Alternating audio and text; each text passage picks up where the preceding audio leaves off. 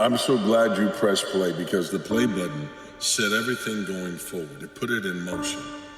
You see, that's exactly what we got to do with life.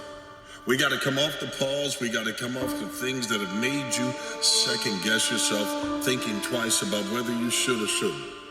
Your dreams are not sitting in the hospice. One of the things that you do if you want to inspire others is get your act together, because you inspire most through example. It's much more powerful than words. Words are very powerful if they're also accompanied by example. But the best thing you can do is start putting things together around you.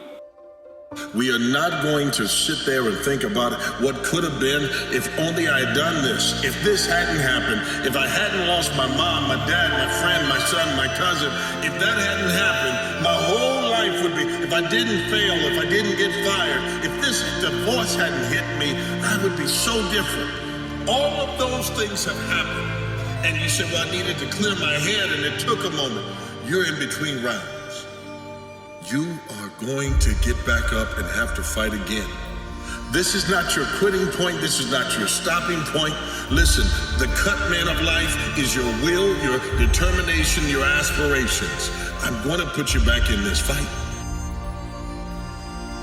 If you're struggling right now and you're having a hard time and you're pissed off and you're frustrated, know two things.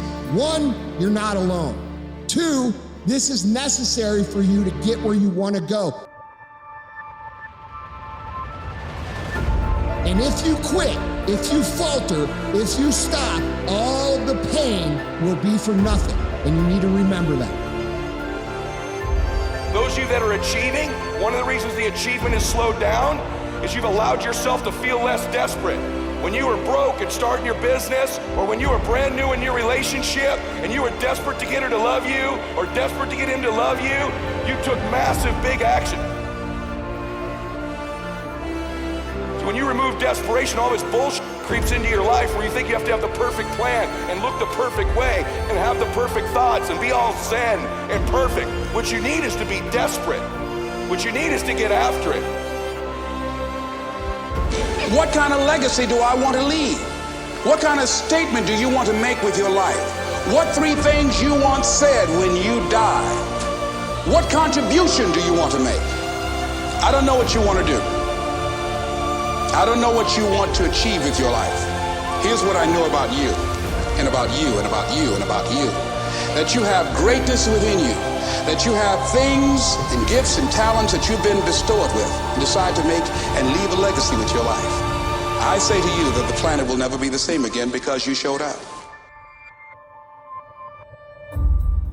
If you're not happy with your life, if you're miserable, you sit on the edge of your bed and you think, is there anything I can change in what I'm doing that is going to make this less awful than it has to be? Because there's more in you. You are a champion, you were born a champion, but until you believe it, until you see it, no one else will. You got to get up now.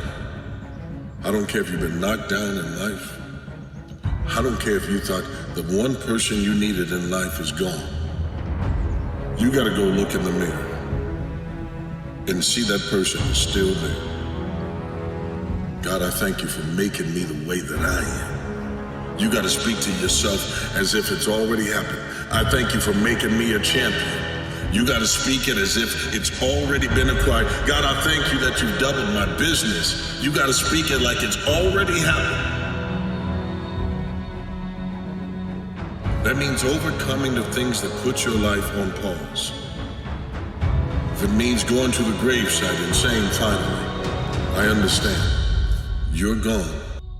Simply this, that if you want a thing bad enough to go out and fight for it, to work day and night for it, to give up your time, your peace, and your sleep for it, if all that you dream and scheme is about it, and life seems useless and worthless without it, and if you gladly sweat for it and fret for it and plan for it, and lose all your terror of the opposition for it, and if you simply go after this thing that you want with all of your capacity, strength and sagacity, faith, hope, and confidence, and stern pertinacity, if neither cold poverty, famish, or gulf, sickness, or pain of body and brain can keep you away from a thing that you want, if dogged and grim, you besiege and beset it. With the help of God, you'll get it.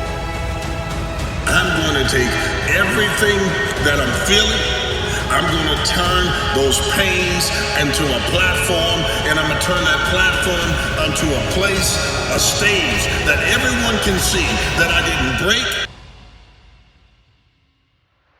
I did something with it so that at the end of your life, when the family is gathered around that hospital bed, and they look at you, and they say, "You're a warrior, thank you."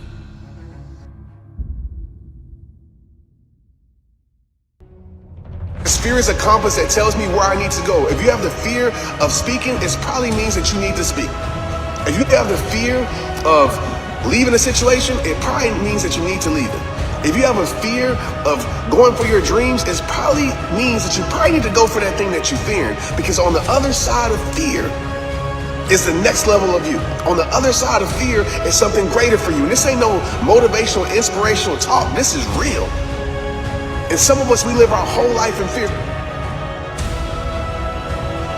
It ends now. I don't care if you've been living 52 years, 72 years. I don't care if you've been living a year.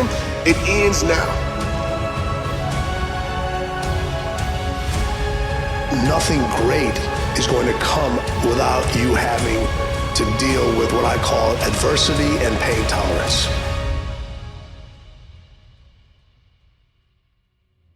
See, we take so many things for granted. Some people talk about, well, Steve, the alarm clock woke me up. No, it didn't. The alarm didn't wake you up. No, God shook you, allowed you to hear the alarm.